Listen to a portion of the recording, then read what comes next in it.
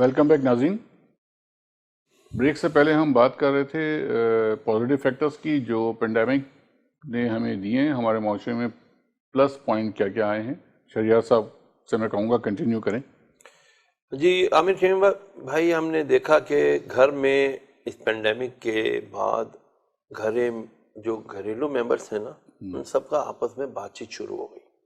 ایک دوسرے کو وقت دینا شروع ہو گیا، ایک دوسرے کے دکھ درد کا کچھ احساس شروع ہو گیا. اس سے پہلے ہماری لائف کیا ہو گئی تھی، بلکہ اب جب سے یہ لاک ڈاؤن ختم ہوا ہے ہم دوبارہ سے دیکھ رہے ہیں کہ ہم پھر دوبارہ دور ہوتے جا رہے ہیں، گھر والوں سے دور ہوتے جا رہے ہیں. وہ احساس، وہ خیال، وہ کم ہو گیا دوبارہ. یہ انسان کی یہ بہت بڑی خامی ہے کہ وہ بہت جلد اپنے شاید دکھوں کو بھول جاتا ہے. جو اچھی چیزیں تھیں ان کو بھی بہت جلدی بھول جاتا ہے. اب ہم اس پینڈیمک میں اپنی لائف سٹائل کو دیکھ لیں، during the lockdown and after the lockdown ہمیں بہت فرق نظر آ رہا ہے. ہونا تو یہ چاہیے تھا کہ ہم جو ہوا اس سے عبرت حاصل کرتے ہیں کہ لاکھوں، بلکہ دنیا میں لاکھوں کی تعداد میں لوگوں کی اموات ہوئیں. ہمیں اپنے رب کی طرف متوجہ ہونا چاہیے تھا، ہمیں اپنے لائف سٹائل کو دیکھنا چاہیے تھا. اب دیکھیں، نماز بہت سارے لوگوں نے پڑھنا شروع کی، حالانکہ مساجد بند کر دی گئی تھی، لیکن لوگ گھروں میں جماعت کرا رہے تھے، سکون سے نماز پڑھ رہے تھے. اب انہوں نے عبداللہ بھائی نے بہت خوبصورت بات کی کہ میں نے اب اس عمر میں بھی آ کر کے قرآن مجید کی طرف توجہ کی، اللہ مجھے اس کی طرف سے فیض مل رہا ہے. میں ایک چھوٹی سی بات کروں گا. ہم یہ دیکھیں، اے سی ہوتا ہے، پنکھا ہوتا ہے، یہ لائٹس ہوتی ہیں، ان سب کے امپیکٹس، ان کے نا نیگیٹو امپیکٹس ہمارے اوپر آتے ہیں، اور سب سے زیادہ ہماری آنکھ اور ہمارے دماغ، برین پہ اس کے اثرات ہوتے ہیں. جب ہم نماز پڑھتے ہیں تو میڈیکل سائنس کیا کہتی ہے کہ earth has the tendency to absorb all the vibes and all the rays which we absorb in our minds. ہمارے برین میں جو ہوتی ہے وہ ساری زمین جذب کر لیتی ہے. اسی لیے فرمایا سجدہ کرو تو سکون سے کرو. ہم ٹھونگے مارتے ہیں، پھر ہم کہتے ہیں جی ہماری پتہ نہیں سکون نہیں مل رہا میں نماز میں. تو وہ مرغے کی طرح ٹھونگے مارنے سے نہیں ملے گا سکون. آپ رکھیں 5 بار 7 بار سبحان ربی الاعلیٰ کہیں، کاپی پیسٹ تو ہونے دیں یار، اتنی دیر تو ہم رکھیں کہ جب ہم کوئی فائل ادھر سے اٹھا کے ادھر پیسٹ کرتے ہیں تو اس میں بھی کچھ نہ کچھ سیکنڈز لگتے ہیں. ہمیں یہ کرنا پڑے گا. پازیٹیوٹی یہ اپنی لائف میں لانی پڑے گی کہ کچھ ایکسرسائزز کو، کچھ ایک دوسرے کو ٹائم دینے کو. میرے آقا نے فرمایا صلی اللہ علیہ وسلم کہ صدقہ دو تمہاری 70 بنائیں ٹلیں گی. تو صحابہ نے عرض کی یا رسول اللہ صلی اللہ علیہ وسلم، ہم میں سے ہر ایک اتنا مالدار نہیں ہے کہ کچھ صدقہ دے سکیں. تو انہوں نے فرمایا کیا تم مسکرا نہیں سکتے؟ مطلب مسکرا کر کسی کو دیکھنا صدقہ. میرے آقا نے فرمایا جس کے والد ہیں، جس شخص نے، حضور کو پتا تھا نا ایک دور آئے گا کہ آج کے دور میں جیسے اولاد کہتی ہے ابا آپ نے ہمارے لیے کیا کیا، آپ نے ہمیں کھلایا پلایا پڑھایا جوان کیا، یہ تو آپ کی رسپانسبلٹی تھی، آپ نے کوئی احسان تھوڑی کیا. آپ سنیے میرے آقا کیا فرما رہے ہیں کہ جس نے اپنے والد کے چہرے پہ نظر کی اور اس کے دل میں اپنے والد کے لیے بغض نہیں تھا، کوئی نفرت نہیں تھی، کوئی کینہ اناد نہیں تھا، تو قبل اس کے کہ وہ اپنے والد کے چہرے پر سے محبت بھری نگاہ ہٹائے اس سے پہلے اللہ اس کی مغفرت فرما دیتا ہے. یہ امپیکٹس ہمیں یہ فوائد مل رہے تھے لاک ڈاؤن کے دوران کہ ہم دیکھ رہے تھے، ایک دوسرے سے بیٹھ رہے تھے، مل کے کھا رہے تھے، مل کے انجوائے کر رہے تھے، لائف کو اچھے طریقے سے پیٹرنائز کر رہے تھے. But unfortunately after the lockdown یہ سب پھر دوبارہ سے اسکیٹرڈ ہو گیا.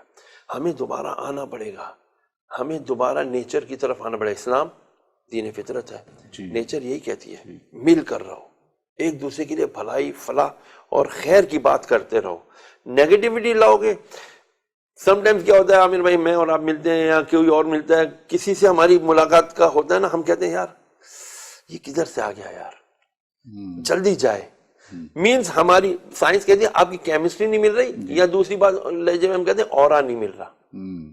جبکہ کچھ لوگ ہوتے ہیں آپ انہیں دیکھتے ہیں، ہم انہیں دیکھتے ہیں، ہمارا دل کرتا ہے ہم کھڑے ہو کر اس کا استقبال کریں، اس کا ہاتھ چومیں، اس کی صحبت میں بیٹھ کے کچھ نہ کچھ حاصل کریں. کیوں؟ ہمارا اور ان کا اورا مل رہا ہوتا ہے، ان کی ہماری کیمسٹری مل رہی ہوتی ہے.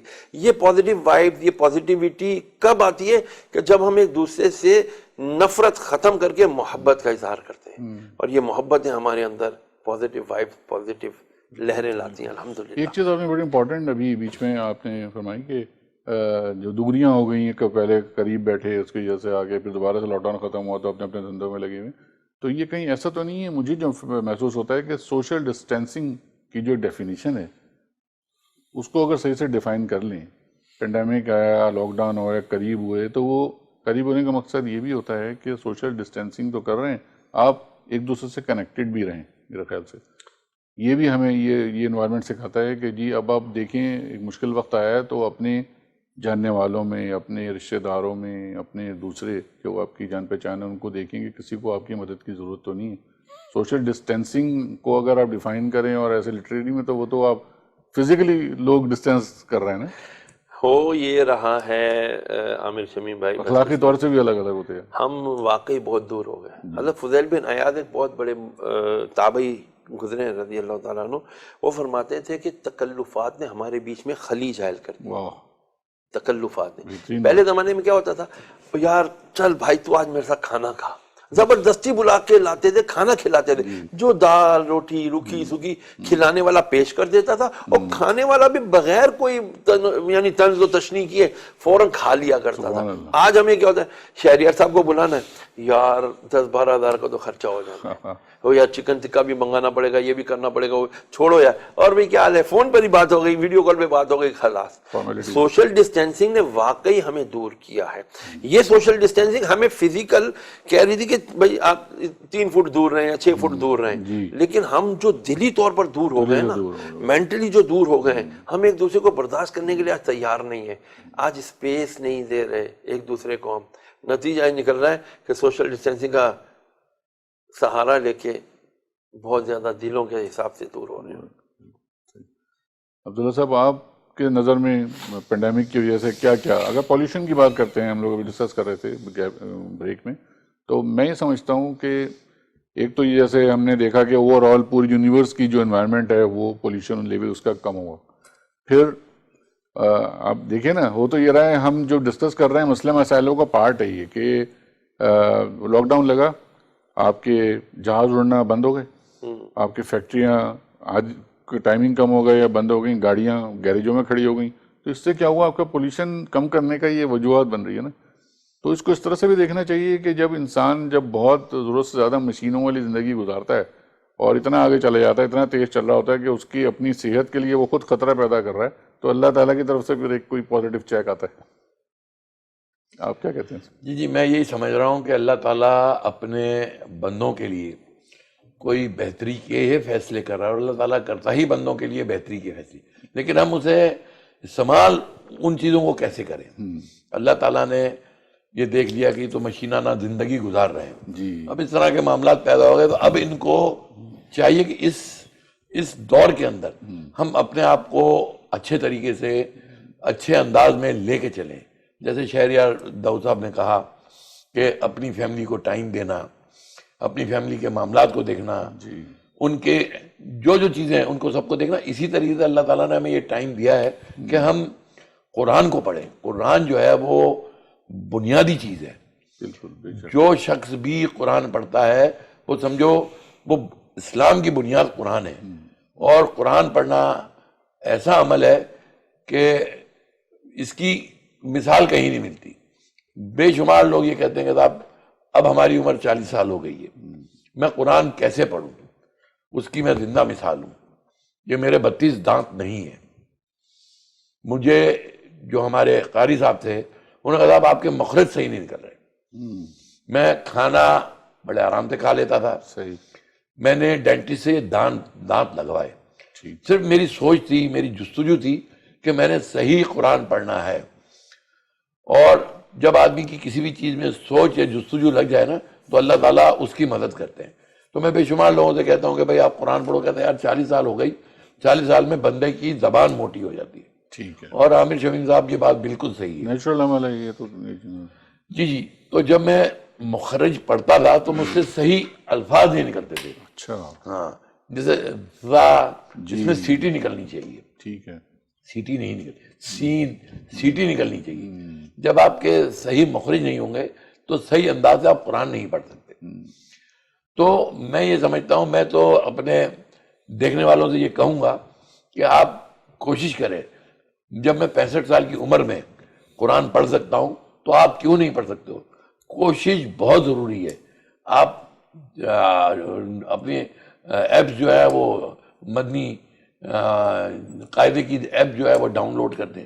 میں جب نکلتا تھا اپنے گھر سے تو میں اپنی گاڑی کے اندر جو ہے وہ مدنی قاعدے کی ڈاؤن لوڈ ایپ کی تھی، تو وہ مجھے پڑھاتا تھا، الف با تا، یہ تمام چیزیں مجھے بتاتا تھا کہ میم ساکن کے کتنے قاعدے ہیں، نون ساکن کے کتنے قاعدے ہیں، تنوین کیا ہے، بہت ساری چیزیں جو ہے وہ مدنی قاعدہ میں ملتی ہیں. اور وہ مدنی قاعدہ ہے اس میں تمام چیزیں ہیں، کیا ہا کہاں سے نکلے گی، دال کہاں سے نکلے گا، بعد کہاں سے نکلے گا.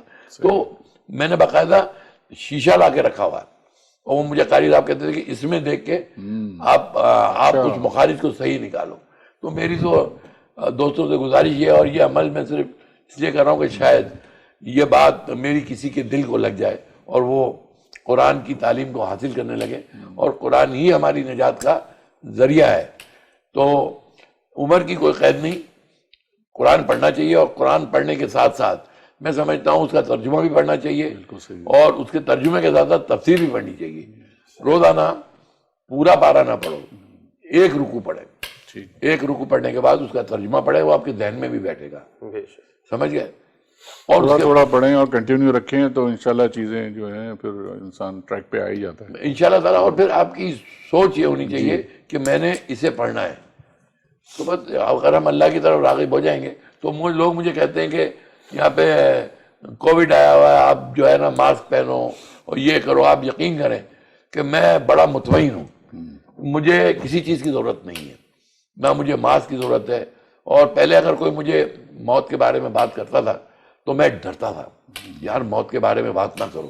لیکن اب میری خواہش ہوتی ہے کہ یا اللہ میں جب تیرے پاس آؤں تو تیرا دیدار کروں گا، یا اللہ جب قبر میں جاؤں گا تو تیرے محبوب کا دیدار کروں گا. تو مجھے موت سے ڈر نہیں لگتا. اب تو مجھے اللہ تعالیٰ سے ملنے کا اشتیاق ہے، آپ صلی اللہ علیہ وسلم کے دیدار کا اشتیاق ہے. اور جب یہ چیزیں بندے کے اندر پیدا ہو جاتی ہیں تو پھر اسے دنیا کا خوف نہیں رہتا. یہ کووڈ 19 ہو گئی یا اور کوئی بیماری ہو گئی، کسی سے آدمی نہیں ڈرتا.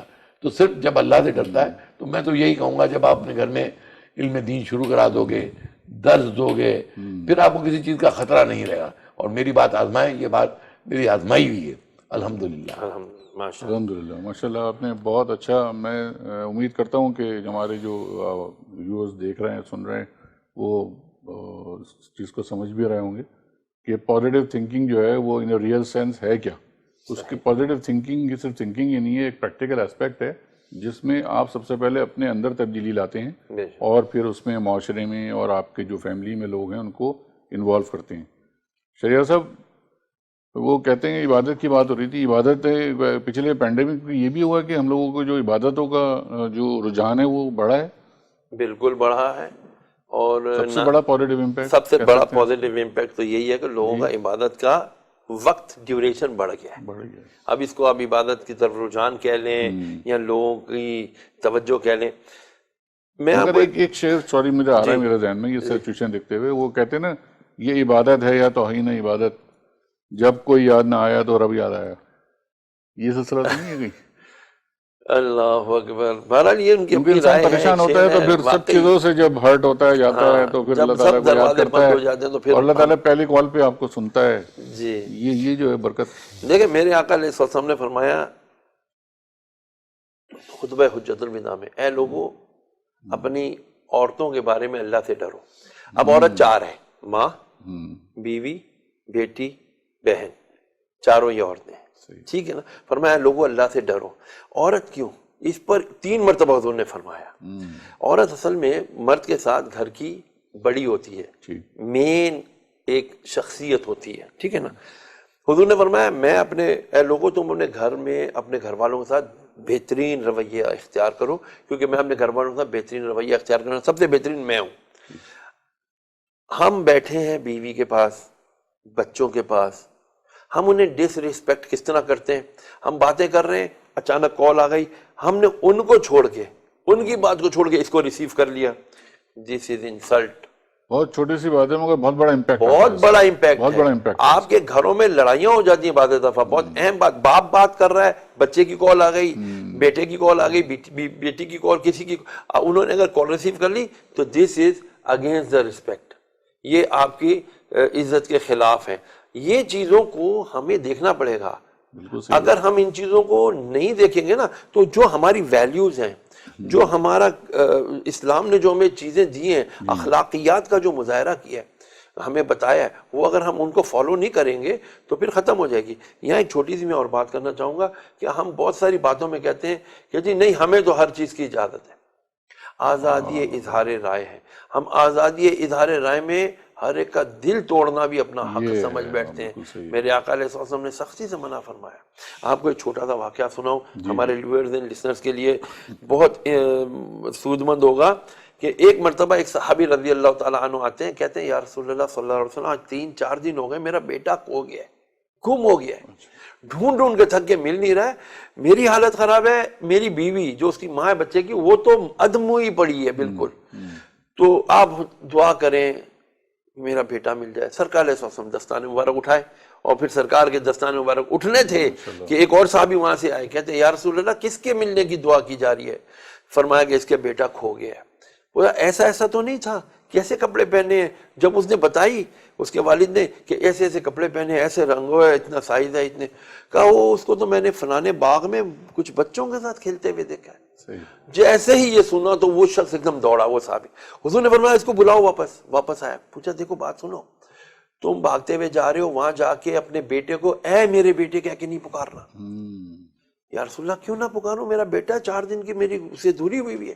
فرمایا جب تم اس کو اے میرے بیٹے کہہ کے پکارو گے تمہارے جو لہجے میں مٹھاس ہوگی وہ اتنی زیادہ ہوگی کہ وہ جو تمہارا بیٹا اس وقت جن بچوں کے ساتھ کھیل رہا ہے وہ بچے سارے یتیم ہیں، ان کا دل ٹوٹ جائے گا کہ کاش ہمارا بھی باپ ہوتا ہمیں اسی طرح محبت سے پکارتا، تو ان کا دل نہ ٹوٹ جائے، اس لیے تم وہاں جا کے سمپل طریقے سے اس کو بلا لینا اپنے آپ.